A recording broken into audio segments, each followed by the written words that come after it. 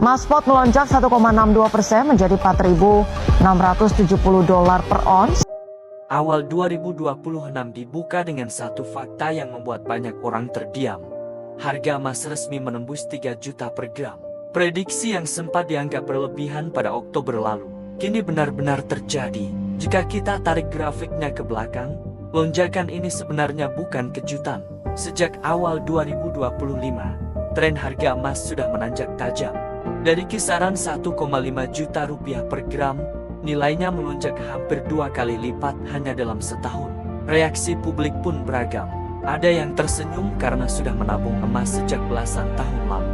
Ada yang menyesal karena melepas emas terlalu cepat. Dan ada pula yang panik, terutama mereka yang sedang mempersiapkan mahar pernikahan. Di tengah kondisi ini, satu penyakit lama kembali menyerang, FOMO, fear of missing out. Apalagi menjelang Ramadan dan pencairan THR, godaan untuk borong emas terasa semakin besar.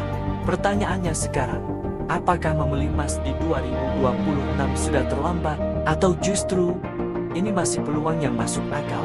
Untuk menjawabnya, kita harus melihat gambaran besar ekonomi global ke 2026. Dunia sedang berada dalam fase ketidakpastian ekstrem.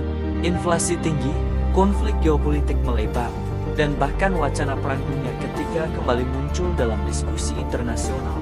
Para analis menyebut kondisi ini sebagai perfect storm, kombinasi faktor ekonomi dan politik yang mendorong investor global mencari satu hal, aset aman. Lonjakan harga emas ke 3 juta per gram bukan sekadar fenomena pasar. Ini adalah produk langsung dari politik global yang semakin agresif dan tidak stabil. Tahun 2026 menandai fase baru. Politik dunia tak lagi sebatas diplomasi, tetapi telah berubah menjadi alat tekanan ekonomi terbuka. Amerika Serikat, misalnya, semakin aktif menggunakan kekuatan politiknya sebagai senjata ekonomi. Mulai dari sanksi sepihak, ancaman tarif impor ekstrem, hingga tekanan terhadap sekutu sendiri. Ketegangan dengan negara-negara NATO dan manuver geopolitik di berbagai kawasan membuat pasar global menarik satu kesimpulan penting, tidak ada lagi aset yang benar-benar aman secara politik. Dalam kondisi seperti ini, emas kembali naik tahta sebagai aset netral. Emas tidak tunduk pada presiden, parlemen, atau bank sentral manapun. Kekhawatiran pasar semakin besar ketika muncul isu investigasi terhadap ketua The Fed. Bagi investor, ini bukan isu teknis semata, melainkan sinyal berbahaya. Independensi bank sentral mulai dipertanyakan. Ini adalah politik kekuasaan atas uang. Sejarah mencatat, setiap kali kebijakan moneter ditekan demi kepentingan politik jangka pendek seperti yang terjadi pada era 1970, akhirnya inflasi meledak dan kepercayaan terhadap mata uang runtuh. Dalam situasi seperti ini, investor global tidak menunggu krisis benar-benar terjadi. Mereka bergerak lebih dulu memindahkan aset ke emas. Lebih jauh lagi, dunia kini memasuki era de-dollarization, bukan karena dolar runtuh, tetapi karena terlalu berisiko secara politik. Sanksi terhadap Rusia menjadi titik balik. Banyak negara menyadari bahwa cadangan devisa dalam dolar bisa dibekukan kapan saja asal berbeda kepentingan politik dengan Washington. Sejak saat itu, emas berubah fungsi, bukan hanya instrumen investasi, tetapi alat pertahanan kedaulatan nasional. China, Rusia, hingga negara berkembang termasuk Indonesia, meningkatkan cadangan emas bukan untuk mencari keuntungan cepat, melainkan untuk melindungi negara dari tekanan geopolitik masa depan. Di luar urusan politik, ada 3 alasan fundamental mengapa emas tetap relevan bahkan di harga setinggi sekarang. Pertama, nilai uang kertas terus tergerus inflasi.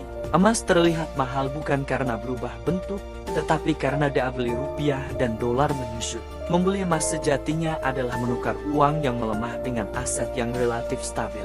Kedua, bank sentral dunia borong emas besar-besaran. Langkah ini menciptakan floor price, membuat harga emas sulit jatuh terlalu dalam. Ketiga, efek Lendi. Emas telah bertahan lebih dari 5.000 tahun, melewati perang, krisis, dan runtuhnya peradaban. Berbeda dengan aset spekulatif yang bisa menjadi nol, emas terbukti sebagai penyimpan nilai lintas generasi. Ketika geopolitik global memanas, dampaknya langsung terasa di dalam negeri. Rupiah tertekan, impor mahal, biaya hidup naik, dan daya beli masyarakat melemah. Di titik inilah emas berperan sebagai perisai mikro bagi individu. Jika negara menyimpan emas untuk bertahan secara geopolitik, masyarakat menyimpan emas untuk bertahan secara ekonomi. Namun perlu digarisbawahi, emas adalah alat perlindungan, bukan pelarian dari realitas ekonomi. Meski terlihat menjanjikan, emas tetap memiliki risiko.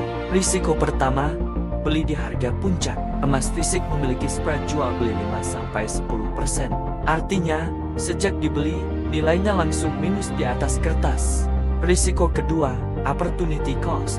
Emas tidak menghasilkan bunga atau dividen. Keuntungan hanya datang saat dijual.